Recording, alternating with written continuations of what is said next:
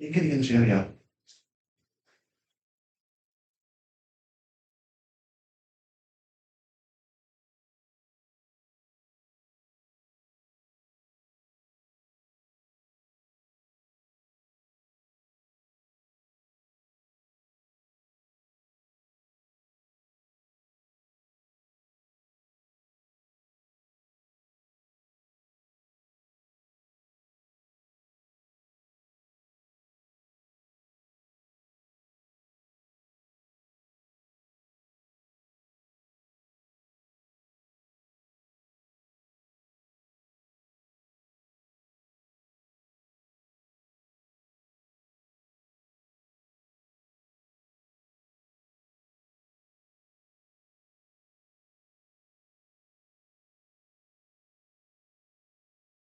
Okay.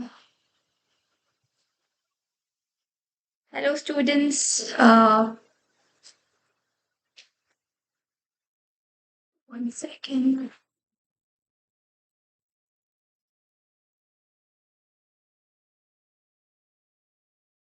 So yeah, hi everybody. Sorry for being late. There was a small technical glitch which I was figuring out. On the chat, can you let me know if you can hear me? There's no sound.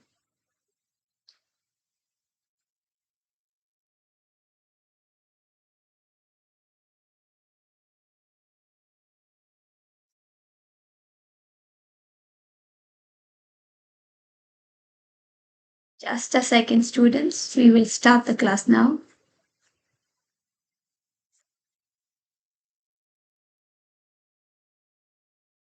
Yeah, can you? Yes, you can all hear me? Okay, yeah. So, hello, I hope you're all doing well. So last class we did some questions on electrostatics, and today we're here with the next high weighted chapter, which is current electricity. I hope you all enjoyed last class. So, yes. Okay. Okay. So, before we start today's problem solving session, I will give you some formula. So, last class, the most requested thing was formula sheet. So, in this presentation, I have added all the important formulas that are required for this chapter.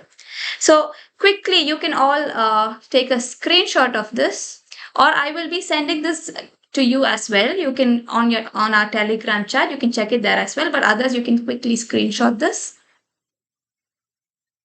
Okay. Ma'am, where are you taking questions, ma'am? From? I take questions from various sites. I spend some time and do this. So I hope it would be useful to all of you. So these are some equations that we will be using. So if those who want to take a screenshot, you can quickly take it. Yes. And then this one. This is for resistors. This is for electrical energy and power, EMF, cells in series, cells in parallel, and then Kirchhoff's law, Wheatstone's bridge. Yeah, that's it.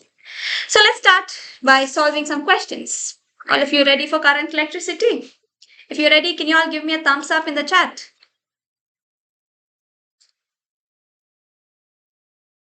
Yes. Can I have some response? See, it's actually we are talking to a screen, so it would be good if you can all give me some response. Okay, so let's start. Yeah. So first question. A wire of resistance 10 ohm, so the resistance is 10 ohm, is stretched to double its original length. So from this question itself, we know the length has increased to 2 times L. So the length has increased to double its original length. Okay, where is my eraser?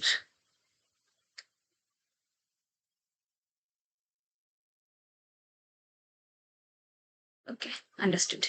Yeah, so the length has become 2L. We have to find out the new resistance. So what is the formula for resistance that you know? I had already shown you on the chart. Resistance is rho L by A. So let's use that here. So we're not going to use rho L by A because, we can use that. So first step is write down what is given to you. What is given to you? The length increases by 2L. And the formula for resistance is R is equal to, R is equal to rho L by A. Now, our new resistance, R dash, will be equal to rho times 2L. What would A be? A would also change. Okay, let me write that also here. So, give me a second. I will write this whole thing once again. Yeah, some of you have already given the answer 40A. Yes, yes. Just a second. I will quickly solve it and then we will move on to the next question. Okay.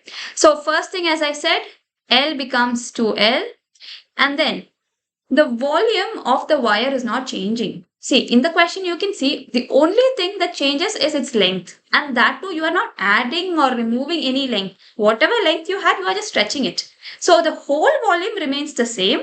The only thing is you are increasing its length by stretching. So the volume remains same. What is volume? So volume 1 and volume 2 both are the same. That means this has to be the same. What is volume? Length into length into length, which is length into area. Okay? So the length into area initially and the length into area after it was stretched, both have to be the same. Since the volume is not changing, we have just stretched the wire. So you can write L1 A1 is equal to L1 becomes 2L1 times the area also increases, it becomes A2. Okay. Now we will write down the values of the formulas for resistance.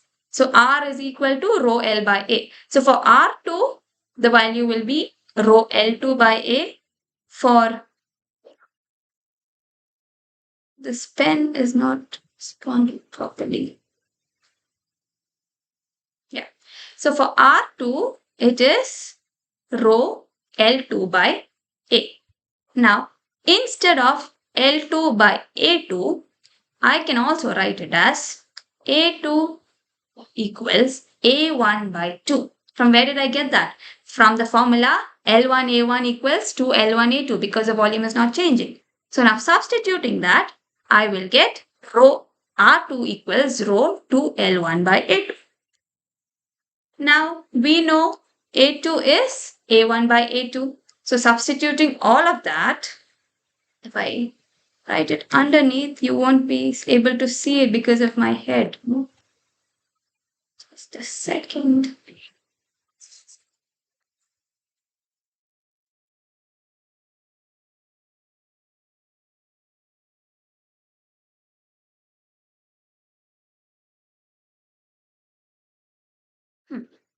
So we know R is equal to rho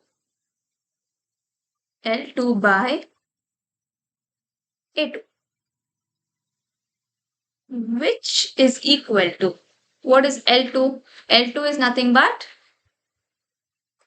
2 times L1. L2 is the length that we have now after we've stretched.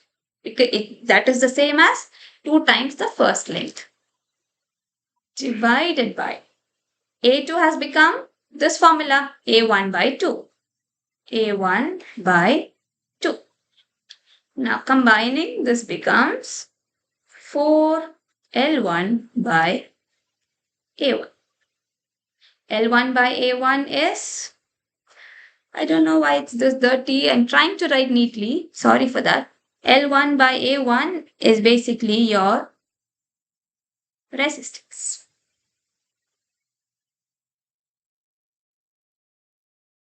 You can see it here if you're not able to understand what I've written. So R2 is rho times 2L1 divided by A1 by 2. Okay. So this whole thing is nothing else but 4L1 by A1, which is 4 times R1, and 4 times R1 is 4 into R is 10, 4 into 10, 40. Okay. So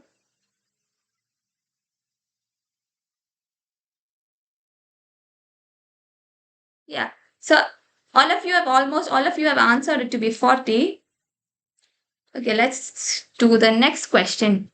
Any doubts on this question? Did you all understand this question? Can you all give me a thumbs up if you've understood this question?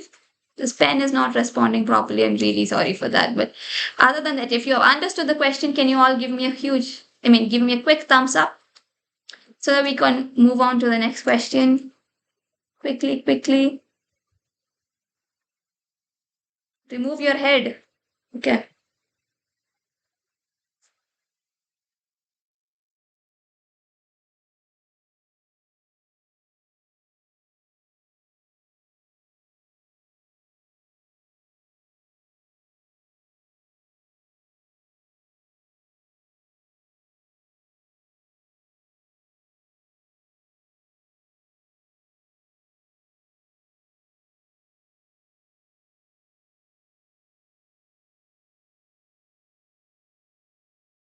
Okay.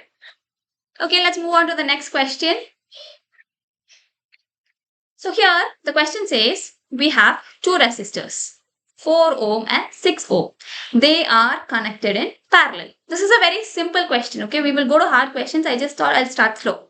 So two resistors connected in parallel. What's the equivalent resistance? This you should be able to do in seconds. Quickly, tell me the answer in the chat. Everybody, fast. The equation is very simple. 1 by R equals 1 by R1 plus 1 by R2. Quickly, yes, so many of you are saying 2.4. Option A, yes, Pranav. Yes, the answer is option A. It's a very simple question. It's a very basic. Pratna, yes, good. It's option A. Yes.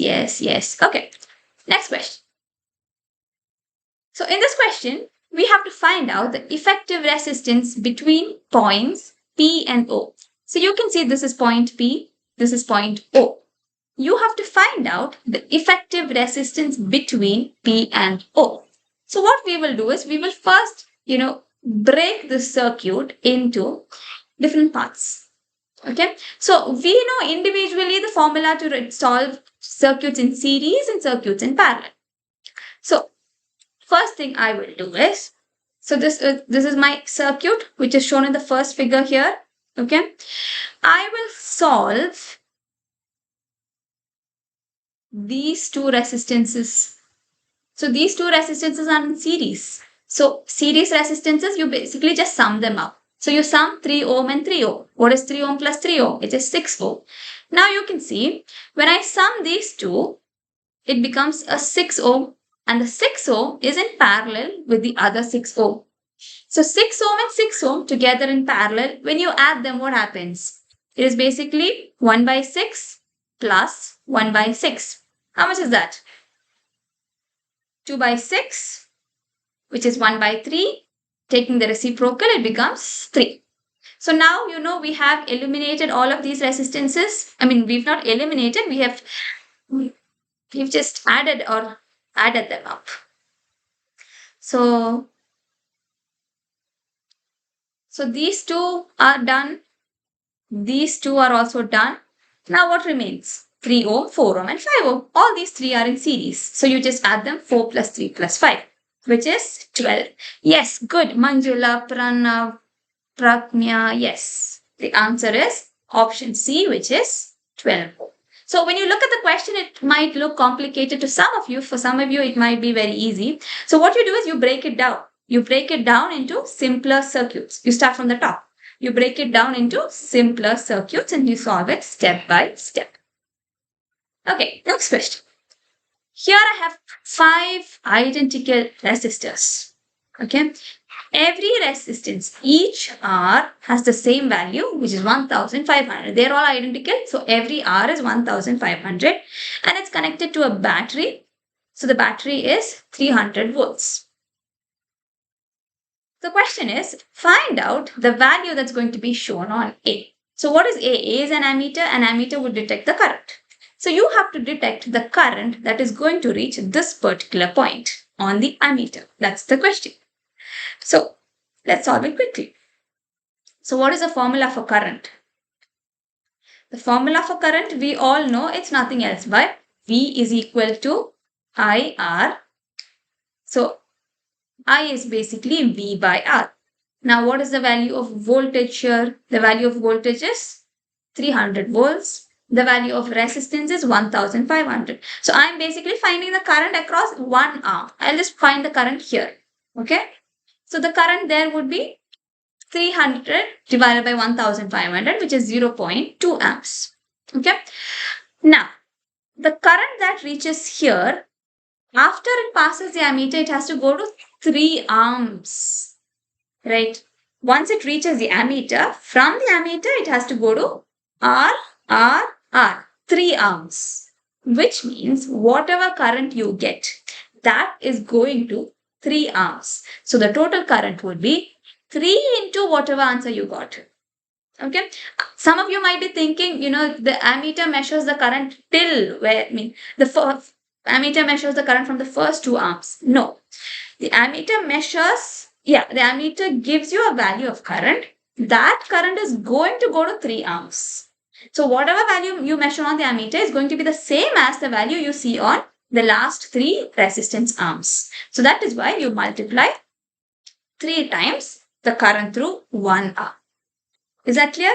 Yes. Pooja, Sinchana, Aaron, yes. The answer is 12. Is it 12?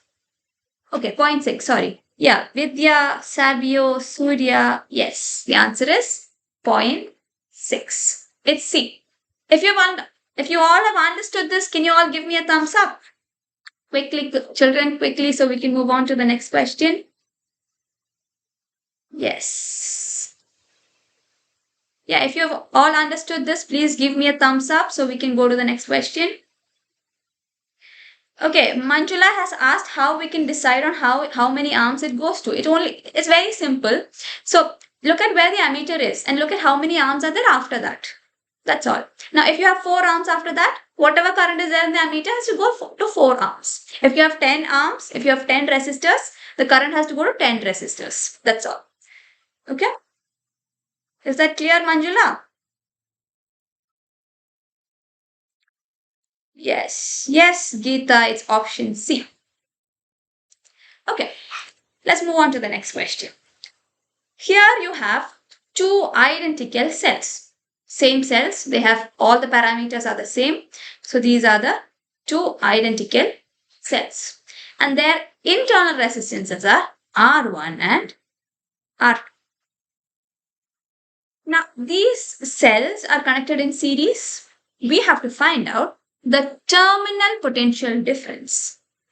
So if you have taken a screenshot of what I showed in the beginning of the equations, you will have the equation to this. So the equation is very easy. You basically do, we all know Ohm's law, V is equal to IR. So instead of V here, we have E, which is the EMF of the cell. So what we'll do, we will write it as, and how many cells are there? 2 cells. So V is equal to IR, all of us know. Instead of V, we have E here because we have 2 cells that have the EMF E. Now, since we have 2 cells, we will write it as 2E. Okay? We will put it as 2E. 2E equals what? I is I itself, the current through the series. In a series circuit, the current is the same. So you just put it as I. I times how many resistors we have? R1, R2 and the big R. In a series circuit, all the resistances, you just add them. Total resistance is the sum of resistance. So you just add the resistances. So just like we have V is equal to IR, here we have 2 cells. So 2E equals I times all of the resistances together. Now, if you had only one cell and only one resistor, what would the formula be? The formula would be E equals I R1, right? If you have only one cell, only current I and only a small resistance R1, which is the internal resistance, then your formula would be E equals I R1. So I equals E by R1 rearranging. Rearranging this, what will you get? I equals, what would it be? 2E divided by R plus R1 plus R2. Now I have two formulas for I. This is my formula A. This is my formula B. I will equate the two because both of them are formulas for current. So when I equate the two, what happens? I have E on two sides. If you have something on both sides, just cancel it off. Don't even think about it. Cancel it. So what remains? 2 divided by R plus R1 plus R2 equals 1 by R1. Let's do some cross multiplication. So I cross multiply, I get 2 times R1 equals, there you have nothing. So I just put R plus R1 plus R2. Now this R1, I can equate them. So I take 2R1 to the other side. So what does it become? Can you see it because of my head? So what does it become? R equals R1 minus 2R1 plus R2. R1 minus 2R1 is minus R1. So that will give me minus R1. So you will get R equals R1 minus R1.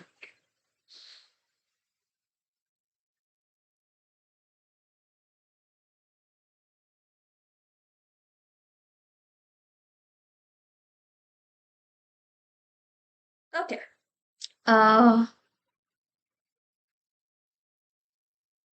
To R1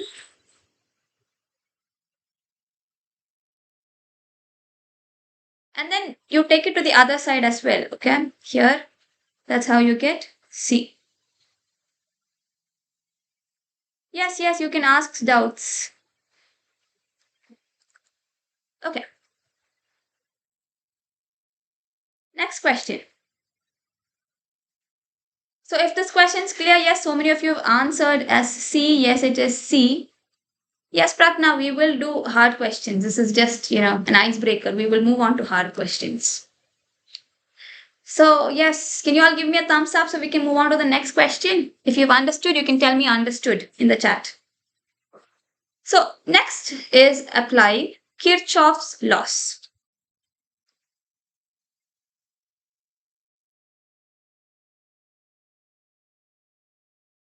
So, for Kirchhoff's laws, first I'll tell you some rules that you need to follow when you're solving questions from Kirchhoff's law.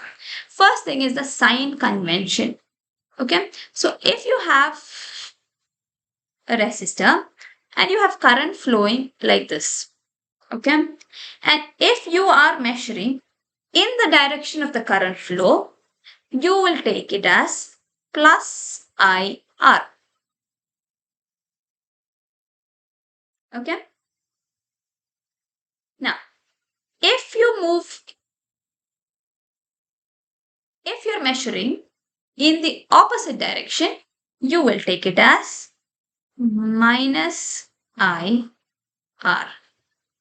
So this is the sign convention that you need to follow when you're doing Kirchhoff's law. So this is if you're measuring in this direction, if you're measuring in this direction. So that means when you're doing a circuit, we will do a circuit, then it will be a little more clear to you. If you're taking measurements along the direction of current, you take it as plus IR. If you're taking the measurements in the opposite direction to the current, you will take it as minus IR. Yes, the Kirchhoff's law. And then one more thing that you need to know here is, if this is your cell, okay, and if you're measuring from the positive to the negative, it is minus E. If you're measuring from negative to positive, it is plus E. Okay. With this much in mind, we will start solving this question for Kirchhoff's law. So, for any question in Kirchhoff's law, you need to have a starting point. So, you can take whichever starting point you want. Right now, I will take my starting point as I1, since 1 is the easiest. I mean, it's always the first one number, right? So, I will just simply take I1 as my starting point. Okay. So, from I1, what happens to my current? It flows to this arm and this arm. That is my circuit. So, from I1, my current is flowing to both the sides. So, first, for Kirchhoff's law, the first thing that you need to know is understanding the circuit. So, from I1, current flows in two directions. Now, the next step is very easy. You have to look at each of the cells. So, let's look at the first cell. In the first cell, if I'm measuring from this green point, it's from positive to negative. So as I mentioned, if you're measuring from positive to negative, so here the positive potential, the positive side of the battery, which is a longer one, is grounded. There's nothing else connected to it. So it is grounded, which means it is not having any potential. So the potential is on the negative side, which means on this arm, it would be minus 2 volts because the positive is grounded and the negative is where the potential is. Now on my next arm, for the 10 volt arm, the negative is grounded, positive is where you have the voltage. So this will be plus 10. Now for 4 volt, how would it be? Negative is grounded, positive is where we have the potential. So this would be plus 4 itself. So you have minus 2, plus 10, plus 4. Now we will do it part by part. So here you have minus 2, here you have 10, and here you have plus 4. So let's take one arm at a time. So minus 2, and then the resistor, and then 10. Okay. So the current passing through this is I3. So I3 is what I'm going to do. Okay. So for I3, what will I do?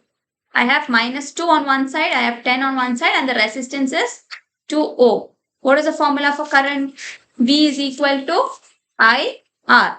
So here, how much is my V? It is from 10 to 2.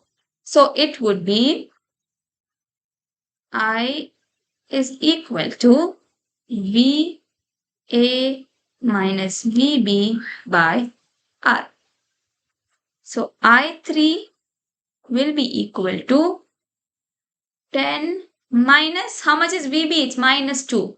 Minus 2 divided by 2. How much is this? 12 by 2, right? Yeah, 12 by 2, which is 6 amps. So this is the current I3. This is I3.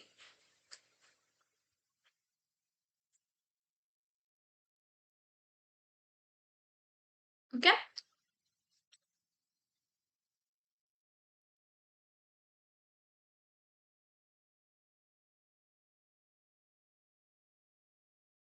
Now I will do I2. Same way, I2 equals VA minus VB by R. So how much is your VA? It's 10. VB is 4 by 2. How much is this? This will be 6 by 2, which is 3 amps. So what I did was, first I solved this part. Okay. I found out the current on this yellow arm by taking the voltage on either side How did I get the voltage on either side? By looking at the voltage sources there.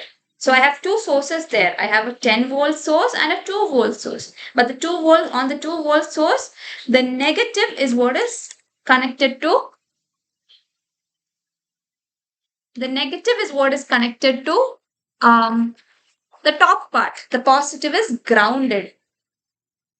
So that is why you can see there is a negative 2. But for the 10 volt, the positive is what is connected to the circuit. So that is why it's plus 10. So you have 10 minus minus 2 and 6. And then I found out the current on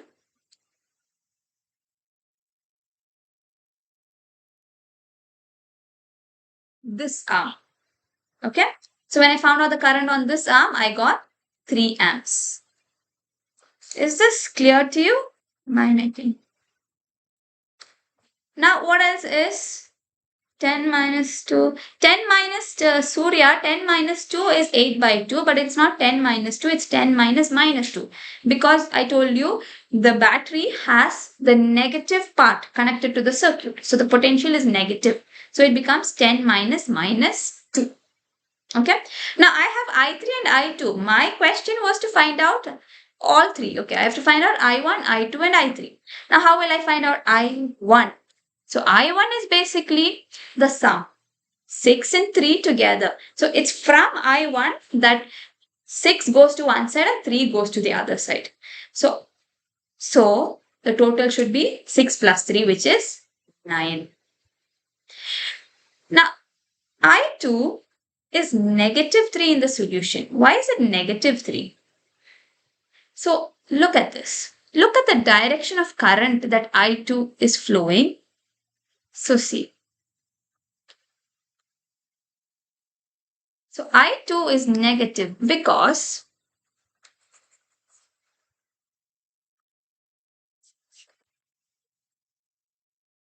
I2 is negative because see, I2 is in this direction by default. But when it comes to from I1, we took the direction in this way. So when we took the direction in a way which is opposite to its default direction, what we've actually taken is basically the negative of the actual. Because the actual is in the opposite direction. That is why your I2 becomes negative 3. Now you might be wondering then why is I1 not 6 minus 3? That is because I1 is just the magnitude. See, 9 amps comes, only then this 9 amps can go 6 to one side and 3 to the other side. This 3 goes in the opposite direction, so you just put it as negative. That's all. Negative sign only indicates direction. Okay? So I hope this is clear. Yes, I'll give you one more example. There is one more question for Kirchhoff's law. If this is clear, can you all give me a thumbs up quickly so we can move on to the next question? Yes, Pooja, it's in the opposite direction. Yes, very good. Yes, can I have some response? Can I have some thumbs ups? So, okay. Next is the Kirchhoff's rule. To find out the currents I1, I2 and I3.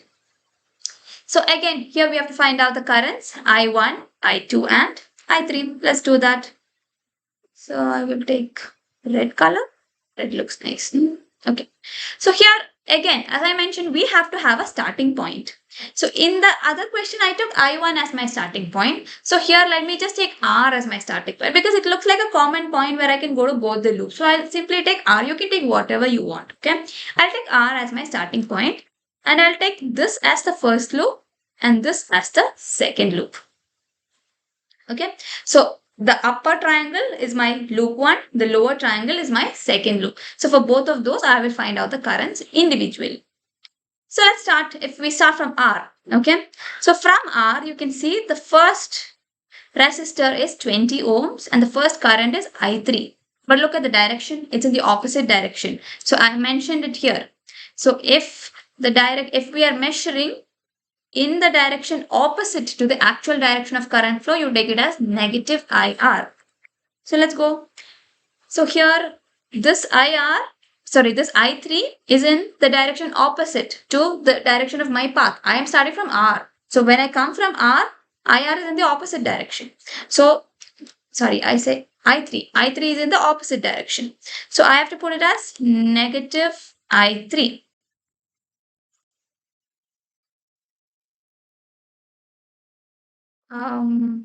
Yeah. I thought I put the picture in the second slide as well. That's okay. We will do it here. So first thing is negative. So here this will be negative I3 into 20 ohm. V is IR, so negative I3 into 20 ohm because I am starting from R. Now let's move along the path and then this is the next path. So in this direction, again I2 is in the opposite direction. So this will be negative I2 times 5. Okay, 5 is your voltage. 5 is your voltage. So let's not take voltage. We will just take, so I think there was a number here which has been cut off. So this is actually 200 ohms, okay? This resistor is 200 ohms. You can all note that down. That is 200 ohms. So this would be from R, negative I3 into 20. And then as you move on, negative I2. 5 is your voltage. Let's just keep that aside. We will come to that. Negative I2, what is the next resistance? 200. So negative I2 into 200 plus 5 volt. Plus or minus, let's check that. So if you're measuring voltage from positive to negative, you take it as minus. Here, how are we measuring it? It's from positive to negative. So positive.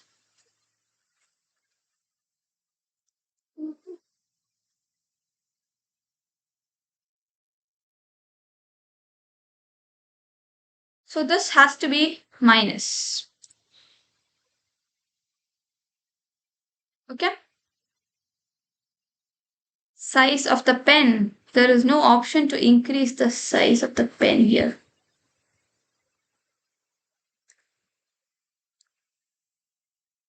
Okay. Now I will write down that equation here. So here you might be wondering why it's plus 5. I will explain that. So the equation is negative I3 into 20 minus I2 into 200 is actually 5.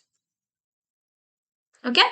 So the total loop, you can see there are 2 resistances and 1 voltage source. So the resistance and the direction of current is opposite to my starting point. So I take it as negative is equal to 5. And then what I will do, some basic math. So negative I3 20 minus 200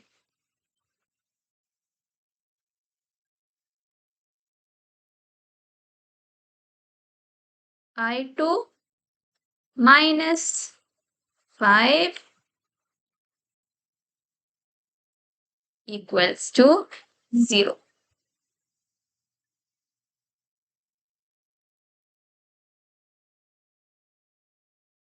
The value of the other resistance here is 200, okay? It just got cut off. It is 200. And then you can just do some math. Divide everything by 5. You will get this. What is 5 by 5? It's 1. 20 by 5 is 4. 200 by 5 is 40. You will get that equation. So did you all get equation 1? Now we will move on to equation 2. How to get equation 2?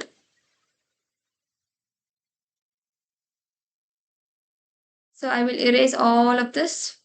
For equation 2 also I will start from the same point.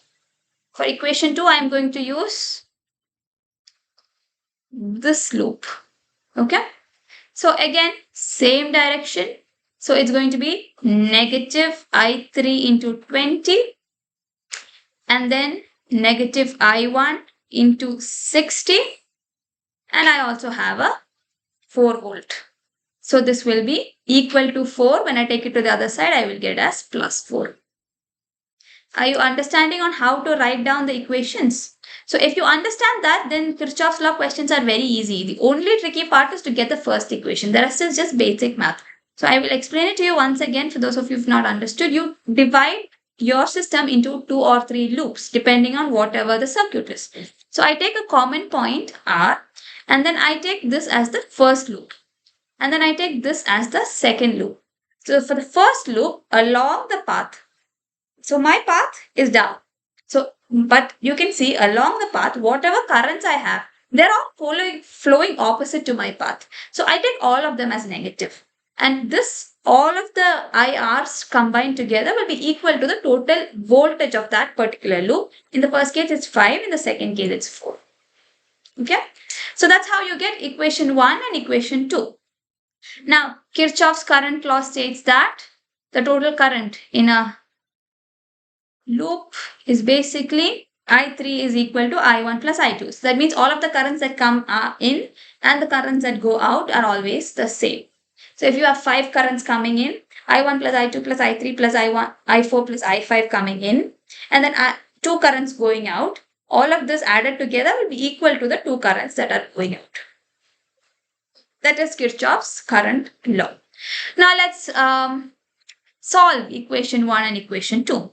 So to solve them, I write them here. I've written them once again. 20 I1 and 5. Yeah. So before that, I have done something here. So all of the I3s, I write it as I1 plus I2. So you can say here it's 5 I3. So 5 I3 becomes 5 I1 plus 5 I2. So 5 I1 plus 15 I1 is 20 I1. That's how this 20 I1 comes. Okay. So you can see in equation 4 and 5, I3 term is not there because wherever I had I3, I've written it as I1 plus I2. Okay. So even in equation 1, you can see there was 4I3. What is 4I3? 4I3 is equal to 4I1 plus 4I2 because I3 is I1 plus I2. Now, 4 plus 40 is 44. That's how you get this 44. Now, I have simultaneous equations. Basic math, you solve them, you get I1, I2, and then I3 is basically adding I1 and I2. This you will be able to do that, I'm pretty sure. The only challenging part for Kirchhoff's law questions are that you have to know how to write down the first 2 equations. For that, you will need some practice. So you have to keep in mind the laws when you solve them. So in which direction it's positive, in which direction it is negative, all that you have to know. Okay? Is this clear? If it's clear, can you all, put some fire in the chat?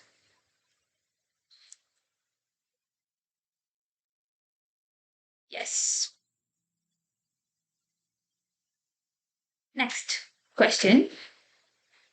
You have a cell that has an EMF of 1.5 volts and an internal resistance of 1 ohm. It's connected to an external resistor of 2 ohm. Okay, I have an internal resistance of 1 ohm and an external resistor of 2 ohm. So what is the current flowing through it? This is also a very simple question. So the totals here, everything is in series. So the total resistance will be 2 plus 1, which is 3. And the total voltage is 1.5. So V is equal to IR. I is equal to V by R. 1.5 by 3 is 0.5. Okay. How many of you got the answer as option A? If you've all got the answer as option A, put A in the chat and give me a thumbs up if you understood this. This is a very basic question. Let's move on to more questions. Okay. Now, next question. You have a 100 watt, 200 volt bulb. Okay. So the power of the bulb is 100 watt. How do I know it's a power? Because it is represented by the unit W. W is the unit for power, which is watt. Okay. So the power of the bulb is 100 watt. The voltage of the bulb is also 200 volt. Now, I connect it to, okay, both of them are connected. So let's just forget about this part. Let's find out the resistance of the bulb first. Now, why have I decided to find out resistance? Because, see, if I have a bulb and I keep changing the voltage that I supply to it, the only thing that's not going to change is the resistance, because the resistance is the inherent property of the bulb. It's not going to change. Current might change depending on the voltage you supply. So let's not find current. I will just find out resistance, because I think resistance is more reliable. It's not going to change. Even if I change the input voltage to 50, it might not change. So then you need to know a formula that's relating power, voltage, and resistance. Okay, think. What is the formula that relates power, voltage, and resistance? Even if you have a short memory problem, it's okay. I'll tell you how to get the formula. So I'm sure all of you know the basic formula for Ohm's law. Yes, Ohm's law is V is equal to IR. You might also know the basic formula for power, which is VI. Now, in this question, we need a formula that relates power, voltage, and resistance. So, what I will do, inside in the formula P equals VI, I don't want current because I don't have current. So, let's get rid of current. So, what will I put instead of current if I get rid of current? I can substitute it with the formula from here. What is current here? V by R. So, let's do that. So, instead of current, I can write it as V into V by R.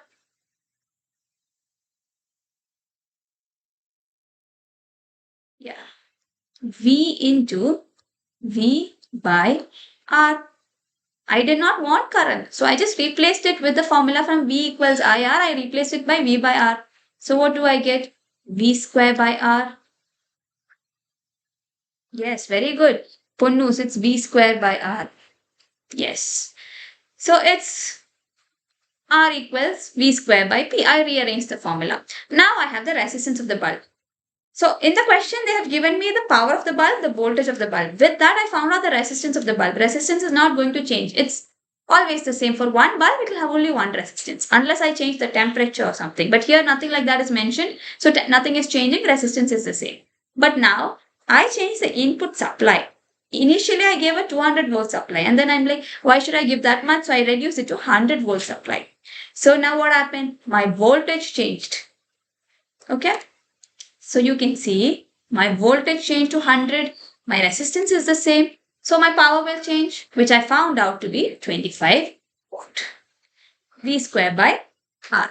So it's option A. Yes, good. Pooja, it's V square by R. Yes, by Shali, it's option A. Good. So I think this is all clear. It's a very simple question. I mean, it's all about understanding. If you can understand the concept, it's not that difficult. You have to understand what's happening here. Okay? You are changing the voltage. You are given power. You have to find out one parameter that's going to be same even if you change voltage, and that is resistance. That's why you use the formula R equals V square by P. Some of you might be wondering, why didn't I use the formula relating current, voltage, and P? I already said current can change. It's not a reliable thing. Because when you change voltage, current can change, but resistance will not change. Okay, yes, Pallavi, it's option A. Good. Let's move on to the next question. The next question is a theoretical question. I shouldn't even be discussing. It's very simple. So the equivalent resistance, you have to find out which statement among statement 1 and 2, which of this is correct, right? Or wrong. Choose the correct answer. Yeah, you have to say which among these options is correct. So first statement, equivalent resistance of resistors in series is smaller than the least resistance. No. In series, if you have 10 resistances, the total resistance is the sum of all 10. It is not the lowest, it is the sum of all 10. So if you have 5, 5, 5, 5, if you have 5 resistors like that, the total resistance will be a very big number. You have to add all of them. So obviously, first statement is wrong. Then, the resistivity of a material is independent of temperature. That is also wrong, because resistivity depends on temperature. We've learned the formula for resistance and resistivity. It depends on temperature. So when temperature increases, particles start moving faster. When particles move faster, resistivity changes. So yes, that's it. Now next question. You have IV graphs for two electrical appliances that are shown. So IV graph represents a graph which has current on the y-axis and voltage on the x-axis. Now, these are two straight lines. So Q is for, let's say Q is for a fridge and P is for a microwave oven. Okay. And then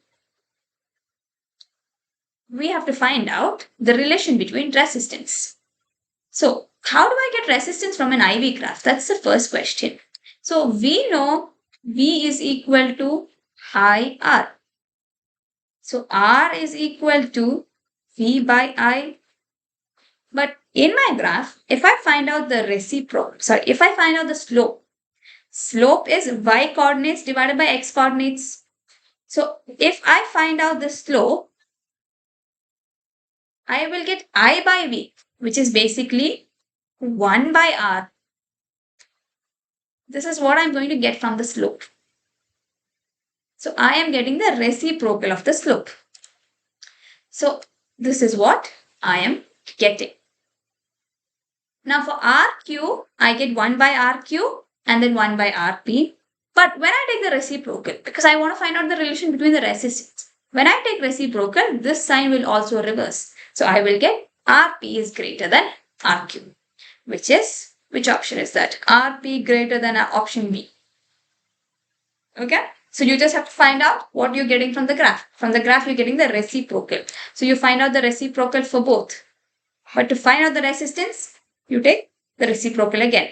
And this is what you get. So when you take the reciprocal, the sign changes. Greater becomes less, less becomes greater. Yes, Pranav, Kunus, Vidya, yes. So I hope this is also clear. Let's move on to the next question. Can you all give me some fire emojis if you've understood? Next is color code. So color code is something that I've seen in some past year papers. You might get it, might not get it. But if you get it, it's a question that you should never go wrong. Okay? Because it's just a strategy. If you know the method, you can definitely do it. You will never go wrong here. Okay? So the question is to find out the color code for a carbon resistor of resistance 47 kilo ohm. So whenever you get questions like this, look at the value of resistance. Here it is in kilo ohm. Make sure you convert it into ohms. So how will you convert 47 kilo ohms to ohms? It is 47 into 1000. So 1 kilo ohm is 1000 ohm. So this is basically 47,000 ohms. Okay. So every time you get a question for color code, first you write down the value of resistance in ohms. Very important. Otherwise you will go wrong. I will explain why. Okay. So now it is 47,000 ohms. Now, you need to know the order of colors. So there is a trick for that. You can remember it this way. B.B. Roy of Great Britain had a very good wife. Okay. So B.B. Roy was very lucky. He had a very good wife. So in this sentence, look at all the places where there are capital letters. B is capital. Roy, R-O-Y is capital. Great, G is capital. For Britain, B is capital. Very, V is capital. Good, G is capital. W, for wife, W is capital. All these capital letters represent different colors. And the colors are black, brown, red, orange, yellow, green, blue, violet, grey, and white. So you have to know this order. You have to know the series. So B.B. Roy. Black, brown, red, orange, yellow. B.B. Roy. Off is just off. Great stands for G, which is green. Britain stands for blue. Very, violet, good, grey, wife is white. Okay. Now, next thing that you need to know is these steps. So the first digit is always representing the first color. So if the first digit is 4, what is number 4? It starts from 0, okay? Black is 0, brown is 1, red is 2, orange is 3, yellow is 4. So if you get the first number as 4, it means yellow. Now, the second digit is 7. What is 7? 4, 5, 6. 7 is violet. So 4, 7, this is yellow and then violet. Then, what else? Next, you have some zeros. So you have 3 zeros. So 3 zeros, you will write it as 10 raised to 3 because 10 raised to 3 is basically 10 and 3 zeros. Okay. So for that, what you will do is you have to check which number is 3. So black is 0, brown is 1, red is 2, orange is 3. So orange gives you 3. Now what we have is 10 raised to 3. So it would be orange. So it's basically yellow, violet and orange. So the first 2 digits, you look at the individual numbers. The third digit will always be a power. So if it is 10 raised to 5, you look at the fifth color. If it's 10 raised to 10, you look at the 10th color. But there's no 10, fine. If it's 10 raised to 6, you look at the 6th color. Okay, so first digit is basically the number, second digit also number, so 2 colors, third digit power of 10. And then you have a plus or minus 10%. So that will give you if it's silver or gold. Okay, silver is just plus or minus 10%. Is this fine? If you've understood this, can you all let me know in the chat? Did you all get the answer to be C, option C? Please put C in the chat if you've all got the answer to be option C.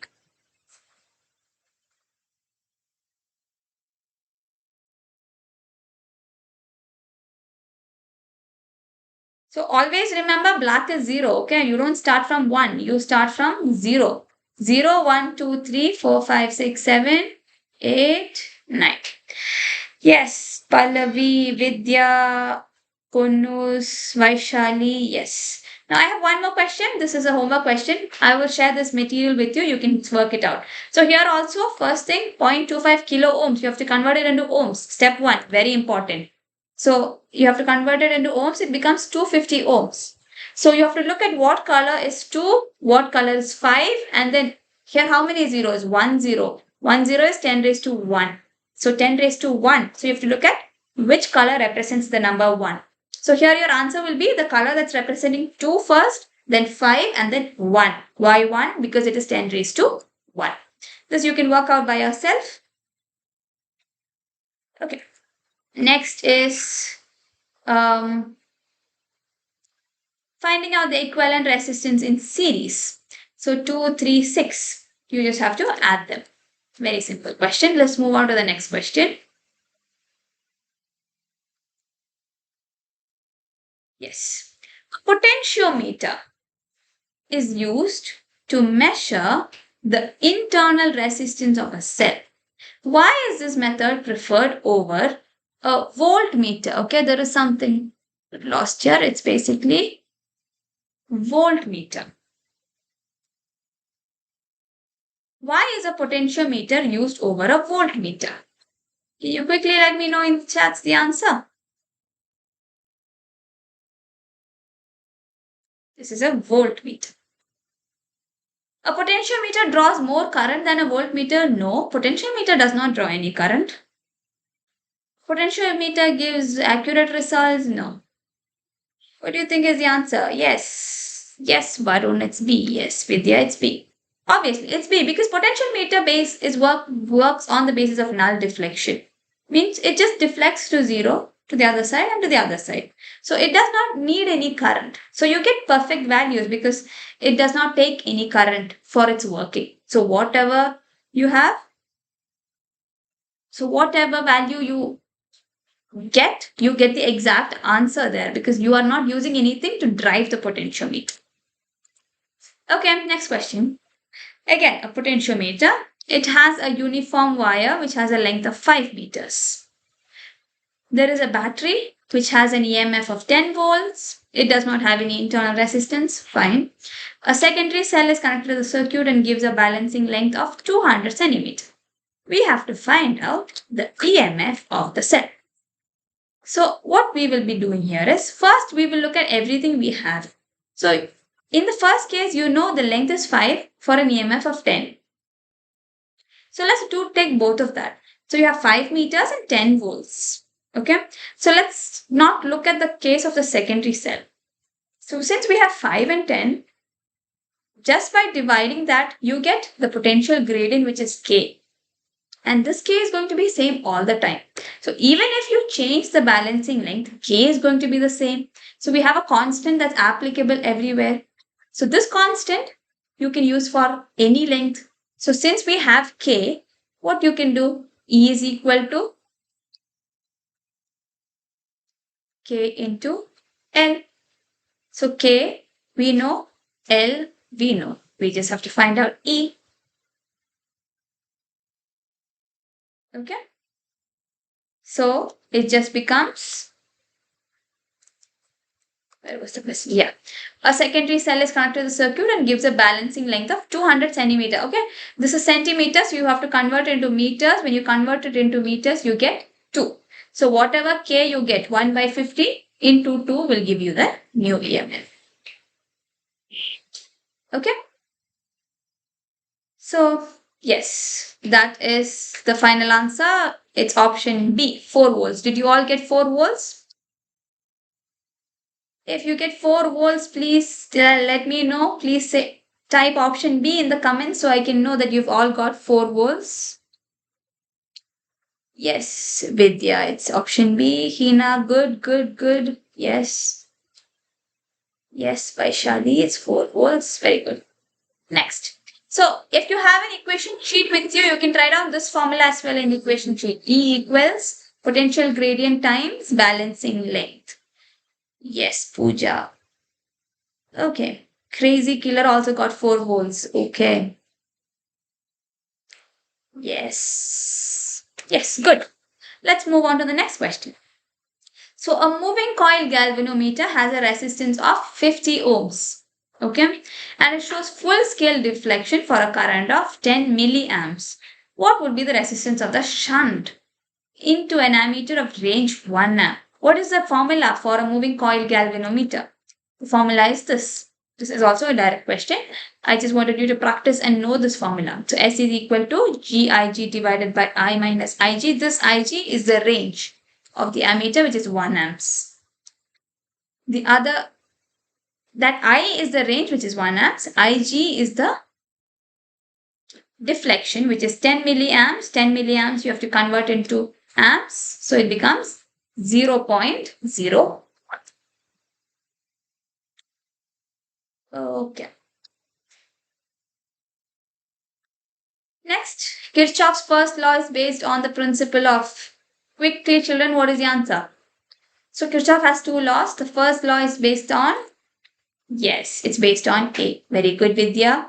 It's based on A. Now Kirchhoff's second law is based on what? It's based on the conservation of energy. First law is based on the conservation of charge. Okay. 2 bulbs of 40 watt and 100 watt are connected in series to a 240 volt supply. Which bulb will glow brighter? So to find out which bulb will glow brighter, what shall we do? So we have power, we have voltage.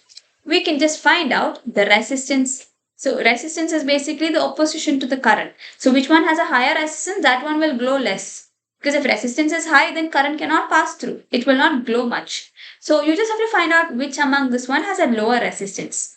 So how will you do that? R is equal to V square by T for both.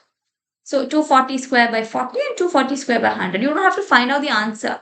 You know, if you divide it by a smaller number, you will get a bigger number. So R40 would obviously be greater than R100. Why? Because R40 is 240 divided by 40. So if you have 240, you're only dividing it with 40, which is a lower number. So you will get a big value. So R40 will be greater than R100. Okay. Okay. Yeah. So here I mentioned that whichever resistance is higher, it will glow brighter. Okay. Because when you have a high resistance, it means it gets more voltage. Yeah. Sorry for that. It's V is equal to IR. So whenever the resistance is high, voltage will be very high and current will be less. So when voltage is high, that's when the brightness increases. That is why R40 is highest. Okay. So it's option A. Yes. Yes, some of you have all got as option A. Hina. Yes. Okay. Pallavi. Yes. Option A. Good. Okay, let's move on to the next question.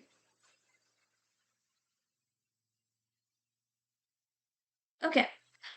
So students, if you've understood till now, if you're following the class, can you all like and subscribe so we can keep giving you more videos? We need your support to continue this. So if you've all understood till now, can you all give me a like on on our channel? Okay. Quickly, all of you go like and come and then we'll continue. So, yes. Next question. A copper wire has a resistance of 10 ohm at 27 degrees Celsius. So you have the resistance, you have the temperature. The temperature coefficient is represented by alpha. The temperature coefficient is 0.004. You have to find out this resistance at the new temperature, which is 127. So, yeah, this is also based on a simple formula that we know. RT equals R01 plus alpha T minus T naught. Okay. So, R0 is how much? It's your 10 ohm, which is your initial wire's resistance. The change in temperature here would be 127 minus 27 and alpha is already given at 0.04. You can easily find out the resistance at 127. So here what the question asks is, you have a wire which initially has a resistance of 10 ohm. The wire is at 27 degree and then you heat the wire. You heat the wire such that this 27 degrees Celsius hot wire is now 127 degrees Celsius hot. So when it has increases temperature, the resistance will increase. This we have learned. When temperature increases, particles will move faster, so resistance will increase. So this high resistance, the value of the high resistance is what we are going to find out, and it is using this formula. Yes, everybody, good. Yes, Hina, Shrishti, Pallavi, yes, it's B. Good, good, good, good going. Okay. Now let's move on to the next question. So in a potentiometer experiment, the balancing point with a cell is at length 240. On shunting the cell with a resistance of 2 ohm, the balancing length becomes 120. We have to find out the internal resistance. Okay, so you have a potentiometer. First, the balancing length. So you might have all seen potentiometers. So when you drag it, first the balancing length where there's no deflection, you get it at 240. And then you change the resistance to 2 ohm. The balancing length becomes 120. We have to find out the internal resistance. So this is the formula for internal resistance of a cell. If you want the derivation for this, I have added this as the next slide. You can go through after the class. So R, which is the internal resistance, is equal to capital letter R, which is the shunt resistance, times L1 by L2. So you have to know this formula. So yes, L1 by L2 minus 1. And then it's just direct substitution. Here the challenging part is for you to know the formula. So if you want to know how the formula came, this is the steps. Okay, it follows these steps. I've added all the steps so that you understand even if you look by yourself. Okay, since we do not have the time for this, I'm not discussing this, but you can go through this if you want to know how this formula came. Next question is to find out what is it? The resistance. Okay. So a galvanometer of resistance 50 ohm gives a full scale deflection for current of 5 into 10 raised to minus 4. What resistance should be connected in series with the galvanometer to read 3 volts? Okay, let's do this. So current is given, resistance is given, galvanometer reading is given. This formula also you've learnt in your PUC. RC equals V divided by IG minus RG. So in these questions, the tricky part is for you to know which formula to apply where. So here this is the formula for galvanometer. Galvanometer, and it's connected in series current is also given. So voltage is given, current is given, the galvanometer resistance is given. So that's the only formula relating all these is RS is equal to V by Ig minus RG. So can you quickly solve and see if you're getting option D? If you're getting option D, can you all put D in the chat? Yes, Hina, it's D. Others, quickly.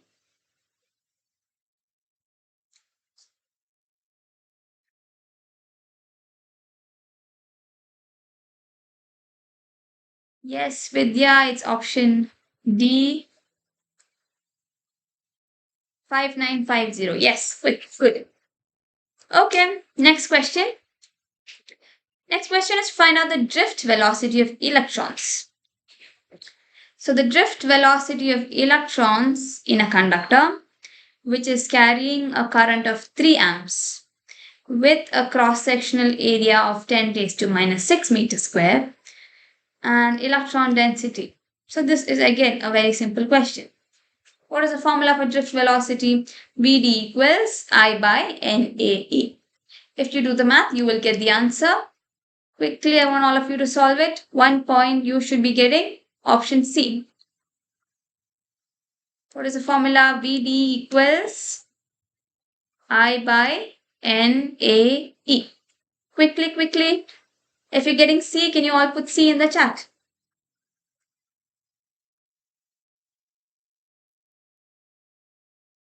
Next is a theoretical question which you can do by yourself. Again, since we're running out of time, I will move on to more complicated questions. Yes. A battery of EMF 12 volt, okay, and internal resistance 2 ohm is connected to a 4 ohm resistor. We have to find out the terminal voltage of the battery. Okay, so its EMF is 12, the internal resistance is 2, and it's connected to another 4. So the terminal voltage formula is V equals E minus IR, and rearranging this, you will get I equals, not rearranging this, using Ohm's law. See, we know V is equal to IR. So I is equal to V by R. Here V is basically EMF and R is the total resistance, R plus R. So using Ohm's law, we know E by R plus R. E is 12, the total resistance is 4 plus 2, 6. So current is 2. Substituting that in equation 1, E is 12 minus current is 2 and the internal resistance is 2. So you will get 8 volts. So in this question, you have to find out terminal voltage and you have equation 1 for terminal voltage, but current is not given to you. So you should apply, you should think, how can you find current? So why should you bother when you have Ohm's law? Ohm's law is V equals IR. Now we don't have V and R here. Instead we have E and 2 resistors. So R plus R. So that's how you get the current. So once you have current, you can easily apply it in equation 1. So you have to think on how to find out I. So when you see the solution, you will feel like it's very easy. But when you see the question alone, you should be able to think and understand that these are the formulas. Yes, everybody, good. B. Yes, so many people responding. Yes, very good. Okay, next question.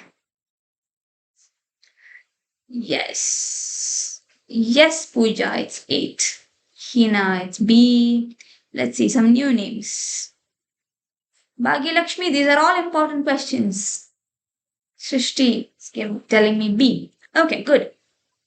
Next question.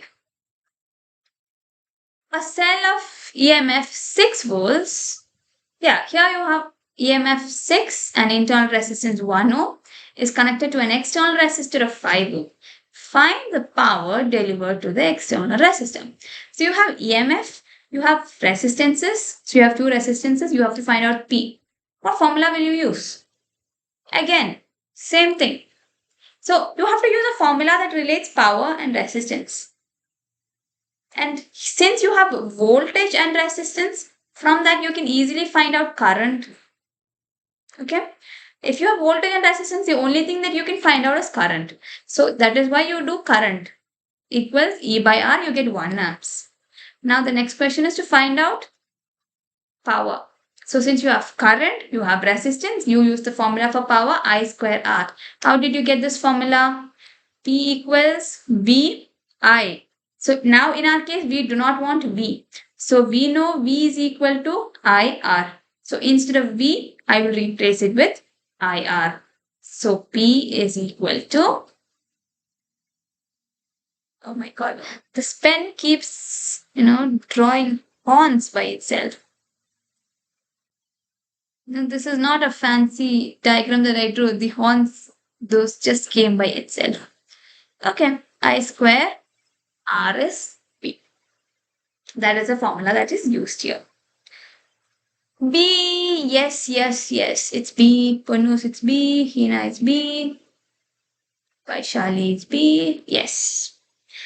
Yes, good students. Okay, good going. Let's move on to the next question. So, a uniform cross-sectional wire, it carries a current of 2 amps. The drift velocity is Vd. Okay, this is a question that's theoretical. So you need to know, you need to understand what's happening here to answer this. So drift velocity is Vd. The area is doubled. Okay. The area of the wire is doubled. The question is what happens to the drift velocity? So what is the formula for drift velocity? Vd equals I divided by NAE. Now instead of A, it becomes 2A. Because in the question it says area is doubled. Oh my god, what's happening? So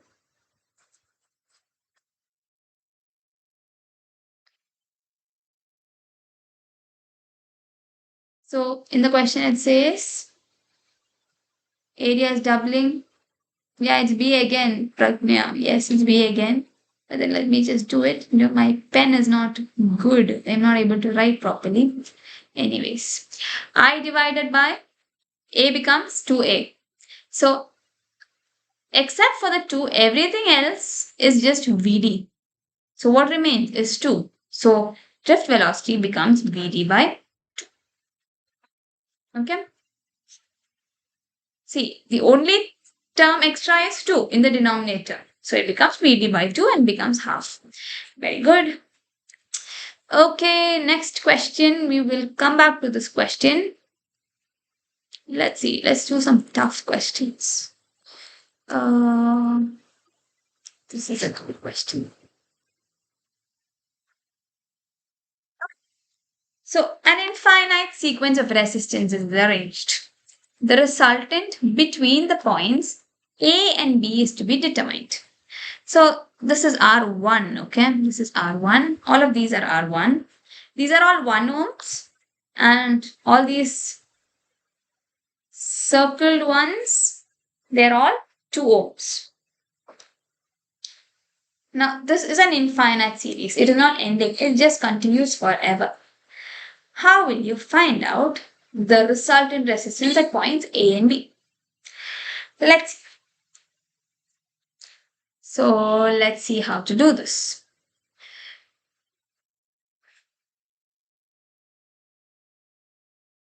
Okay. So, this kind of resistances that are arranged like this, it's called the infinite ladder concept.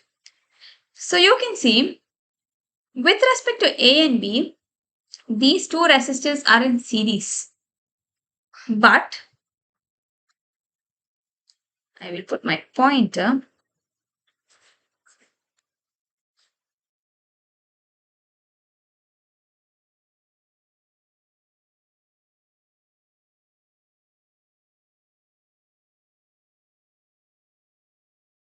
Laser point. Oh yeah, nice. Okay. So with respect to A and B, the first resistor and the second resistor, both of them are in series. But with respect to the other two, what happens? This is in parallel. So this is basically a combination of series and parallel. So the equation would be the total resistance will be R1 plus R parallel. So this R1 is in series with A, but all of the others are in parallel. So that is why you have R1 plus R parallel. Now, if you have parallel resistors, This is the formula for combined resistance. R2 into R equivalent divided by R2 plus R equivalent. Why R equivalent? That's because this is R2 and then all the other resistors. It will give you an equivalent value. Okay, so this is a formula that we know. The formula for parallel resistance is R1 R2 divided by R1 plus R2. So this is a formula for R parallel. Now what I will do, in the formula for R equivalent, I will substitute R parallel. So what does it become? R1 plus R2 R equivalent, R2 plus R equivalent. Now let me substitute the values. R1 is 1, R2 is 2. So R1 becomes 1, R2 becomes 2. Now this is my formula. Now what I will do is I will do some basic math. Is this much clear to you? So this is the formula for equivalent resistance. R equivalent is equal to R1 plus R parallel. Now for parallel resistances, this is a standard formula. Now you add both of these.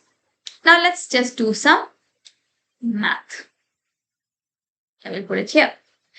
So R equivalent is equal to 1 plus 2R equivalent divided by 2 plus R equivalent. This is the formula that I have. Now I will cross multiply. R equivalent is equal to, this I have to multiply on top. So 2 plus R equivalent plus 2R equivalent divided by 2 plus R equivalent, and then you cross multiply. I take the denominator to the other side. So this becomes 2R equivalent plus R equivalent square. This is equal to 2 plus R equivalent plus 2R equivalent. I will just write it from here. Yeah, this is what I've done. So 2 plus, so adding these two, it becomes 3R equivalent. Okay. 3R equivalent, and then I take this 2R equivalent to the other side. So 3 minus 2 becomes minus R equivalent.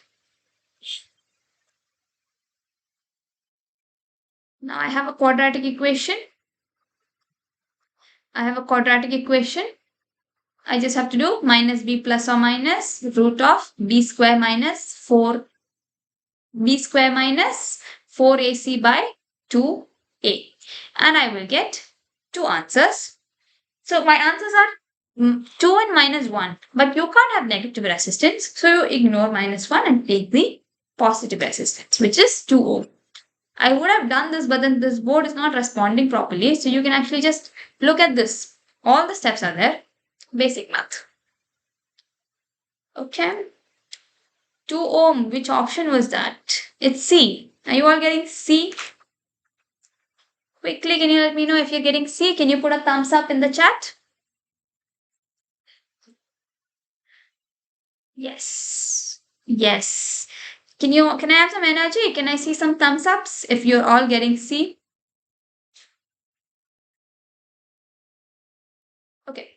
Next question. We will finish off with 2 more questions. Quickly.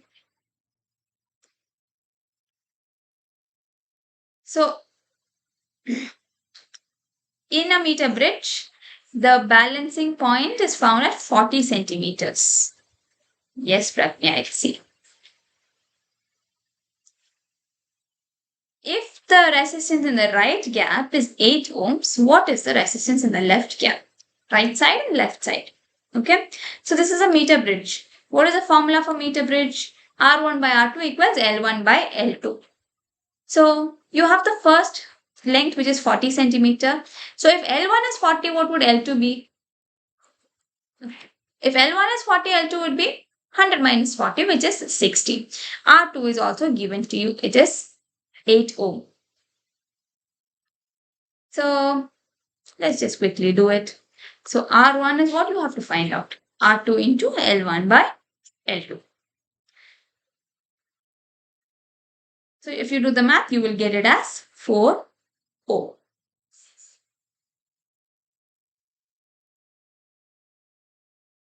Okay. I think this is the last question.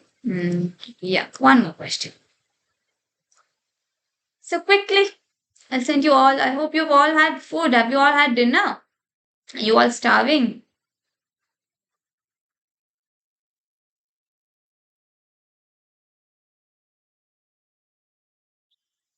Okay, let's look at potentiometer. Okay, Pragna says meter but is deleted. Okay, I'll check. I'll check that and let you know in the next class. So let's look at the next question. Potentiometer. So potentiometer is used to compare two cells of EMF 1.5 volts and 2 volts. The balancing lengths are 60 and 80 respectively. What is the ratio of their EMFs? Okay, so for potentiometer, the formula is E1 by E2 is L1 by L2, and then you just take the ratio. How much is E1? It is 1.5. How much is E2? It is 2. Yeah, it is 2. And then 60 by 80, which is 3 by 4. Okay. So the answer is 3 is to 4 because they've asked you for ratio. So you don't have to divide 3 and 4. You can just write as 3 is to. Obviously, by looking at the options, you will understand what to write. Yes, it's C. Hina, good. Pratnya, it's C. Yes. Okay. Now, the last question is the internal resistance of a cell. So, a battery of EMF 12 volt has an internal resistance of 1 ohm. It is connected to a resistor of 5 ohm. What is the power? So, you have voltage, you have resistance, you have another resistance. So, first thing that you can find out here is current, because that's the only thing you can find with voltage and resistances. So, first thing you can do is find out the total resistance. Total resistance is R and R, and then find out the voltage divided by the resistance. So, you will get 2 amps, and then find out the power.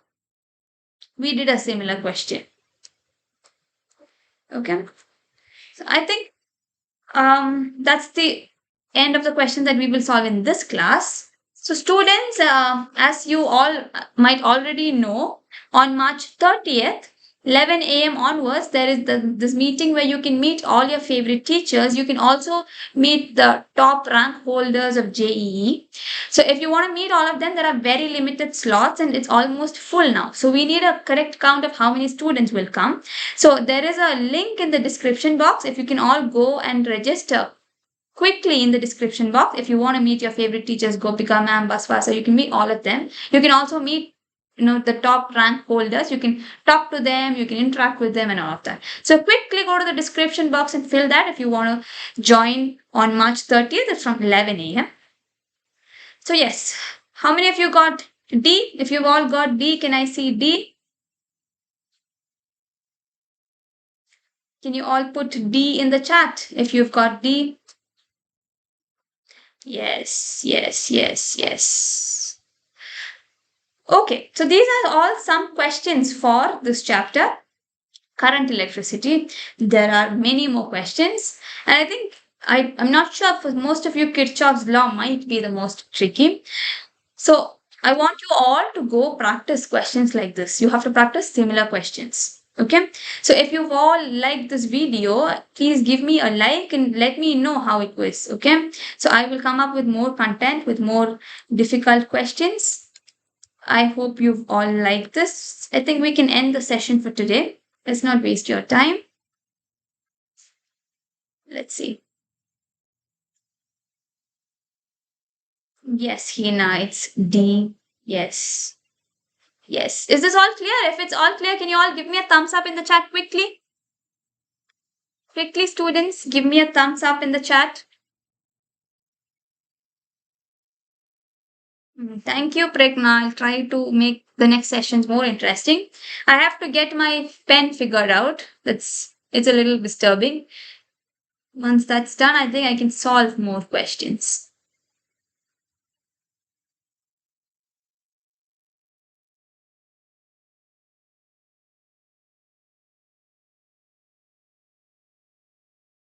Okay, I'll see you all in the next class. The next class will be on magnetism, I think.